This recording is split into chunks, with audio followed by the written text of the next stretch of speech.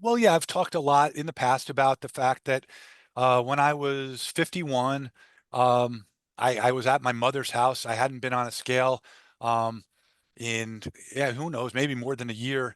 And I figured I probably weighed about 250 or something like that, which would have been disturbing to find out. But I stepped on the scale in her condo and it went up to 278. And my mind was blown and I was very disappointed to say the least. And um, took me a while to really figure out what I was doing. In fact, I didn't discover the low carb diet until a few years later, but um, that was the start. I eliminated sugary soda immediately after that, and I ended up taking off about 20 to 25 pounds pretty quickly. And then I stumbled around, and I was still messing around with a lot of various diets, including plant-based things that sometimes produced short-term weight loss, a lot of hunger and cravings, a lot of not feeling as good as I should, and it was in 2018, so I guess I was about 54 when I found Gary Taubes' book, and it instantly resonated with me, and I started eating a low carb diet like within 2 days of getting that book, and I've really never turned back. Um, I ended up losing 5 or 6 pounds a month right up until I had lost the full 80 pounds, and I was down at a healthy weight for the first time in a very long time, and that was really what once I got down there, because I had unsuccessful efforts in the past where I'd lost 50 or more pounds and lost control and gained it all back and then some. So I was determined to figure out a way to maintain that weight loss. But then I also said to myself, there's other things that I've been um, less than optimal, far less than optimal at, like cardiovascular fitness, resistance training, and other areas of my life. Sleep was poor, and I didn't always feel very well. I had a lot of problems with headaches and other things that were a result of poor lifestyle choices. And I kind of made a resolution to really get everything in order and really just make a lifelong journey out of trying to see um, how good I could make my life through intelligent choices with relation to exercise, activity, what I ate, how much I got to sleep, stress levels, things like that. I So was hosted that's on a podcast. Yeah, no, I love that story. It's one of my favorites. I was asked on a podcast I was hosted on earlier today of all the lifestyle components, put them in buckets, right? Like sleep is one, exercise is one, stress management could be one, whatever mindset piece you want to put it on there is one. Nutrition. He asked me, what I thought was the most important one. And I told him everybody's a little bit different. Everybody has different like access points into this stuff. But I have by and large found that if you can pull the nutrition lever, it's easier to get some of those other levers to be pulled kind of more easily on their own. Is that something that you found? It sounded like that was kind of the order that things went for you. well, I've learned over the last few years, but even my learning has taken off at a exponential level now that I'm coaching um, between 10 and 15 different patients a week. Um, and and I'm learning that there are certain patterns and trends that you see, but that everybody has a different weak point or weakest link. And um, I've I've seen people where they've got everything nailed down except for their sleep is utter chaos.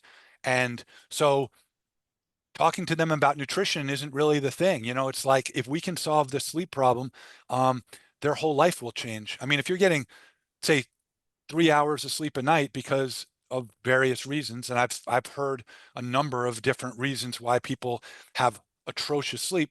Um, Sleep becomes the most important thing. For me, it was nutrition was the key focus point in the beginning because when you weigh 278 pounds, clearly you're doing and I wasn't built like an NFL player. I, uh, I was doing something wrong, and my nutrition and my body composition were resulting in problems for me. So yeah, I would hesitate to tell everyone that it's nutrition. I mean, some people drink too much. I guess that's part of nutrition. Some people, they don't have any sort of an issue with weight, but they don't do any sort of activity. So there's nuance and context, individuality. But yes, I mean, you're correct that for me, um, finding and dialing in my nutrition was like the first domino that I was able to get moving, and then everything else kind of fell into line behind that. Yeah. And given especially what we know now about things like cancer, which you had to deal with yourself, finding this lifestyle and getting the sugar out of your diet ended up being a huge part of probably why you're still here. We don't want to speculate about how it would have gone without that, but how do you think that metabolically the diet had played a role in the cancer scare that you dealt with several years ago? Yeah, I finished losing the weight like 1 or 2 months before getting diagnosed, and for me, I was very, very fortunate. I ended up getting chemo and radiation for 7 weeks. It was a very unpleasant time in my life, but ultimately, I've been cancer-free for more than 6 years now, um, and I learned a lot. I learned a lot about myself. I learned about gratitude and priorities, and um, the idea. I started thinking a lot when I was first diagnosed about what I was most worried about, when I thought, early on, I didn't have any guarantees that there were some scary times, and there were times when in that first month or two where I was led to believe that things might be a lot worse than they turned out to be. Um, and I was like, what is, what is the worst part about this? And I started thinking about the regret that I would have um, with my life when if I had a terminal illness, what would my regrets be, and what are my opportunities right now to do something about that? And I just I vowed to myself that I don't have control over this illness. I have no control other than, I mean, I can do the treatment, I can do everything they ask me to do, but I don't get to determine whether it works out favorably or not. I can only do the best I can. But I started realizing that the worst thing in the world for me would be to have regrets on my deathbed. And I promised myself that no matter what happened, I was going to live every day that I had the best I could, and do that for the rest of my life, no matter what the outcome was. And so it turned out that I got through the cancer, and I'm cancer free. And I've never forgotten that. It's been 6.5 years, I guess, but I try to wake up every day with the idea that we don't know how much time we have. None of us do, no matter how old we are. And we can only do the best we can to make the most of what we have. And to me, that's been very important. So I try to um, spend more time enjoying the moment with the people around me, and doing things that I truly believe are valuable and rewarding for both me and for the other people around me. And it's made a huge difference in my life. It really shines through too. Like when you post something on Twitter about how you're enjoying a run with your wife, like I can tell it's really sincere. Like you don't take that for granted hardly ever, and it's such an easy thing to do. We think the people around us are going to be around forever. The day after day kind of grind of everything goes on and on and on, and we don't realize that at some point everything around us is going to be gone. Everything you love and cherish, and from objects to the place you live to the people around you, they're all going to be gone. And so what an amazing perspective. And I think I would have enough mindfulness to carry that forward for about like half a day before I forgot it again. So to see you keeping that top of your mind and continuing to live your life that way is very inspiring. Well, when you get, I mean, there were that some portions of that cancer journey, uh, I'll never forget. I mean, I remember walking around. I was at a football game. I used to photograph football games as part of my work and part of my hobby. And I was at a football game with it was a high school game, full crowd, loud noises and everything. And I realized that everything was blank. Everything was silent. I was thinking about my cancer diagnosis, and I was thinking about the future.